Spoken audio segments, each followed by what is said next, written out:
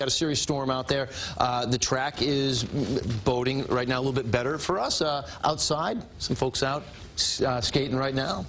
You're dealing with a temperature of 32 degrees, a clear sky overhead, a wind chill of about 25 degrees. Interesting almanac picture. 36 was your high today, so just about where you expect to be. The normal is 38, 26 is your low. This is a profile that I think we're going to see even going through the storm. Okay, you may very well get a high temperature that goes above the freezing mark, but I think each and every day you're talking about temperatures going below the freezing mark. And we have had our coldest week of the winter all week long. It's going to remain that way. Cape May snow could begin as early as about 11 p.m. tomorrow night. For New York City, it's more of a Saturday event. So Saturday morning, some snow begins in the city. Saturday afternoon, some heavier bouts move through. It's not, just constant snow. I think there'll be heavier bouts, a little on again, off again type thing. Well north of New York City, you're only going to be affected by the fringe of this storm. It just doesn't look like it's going to your area.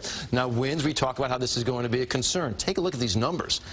Saturday, 3:30, you're talking about a 58-mile-per-hour gust. Seabright, 55. Seaside Heights, Montauk, a 56-mile-per-hour gust. Now, we were saying how places inland to the north on the fringe of the storm, consequently Ramapo with like a 27-mile-per-hour gust. So gusty, yes, not as strong as what you would be feeling, to the east and further south. Consequently, coastal flood watch in effect for basically all of our oceanfront communities out there. You've got those strong winds coming in off the water, and there are lots of concerns.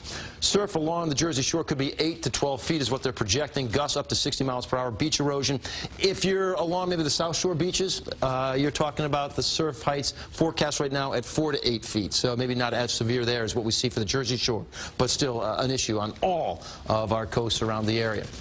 The blizzard watch has been issued. It goes into effect Friday night until Sunday early morning for all 5 boroughs, all of Long Island and Central and South Jersey. Winter storm watch for those areas shaded in blue going into the lower Hudson Valley. And then north of that, you notice there were no warnings out there.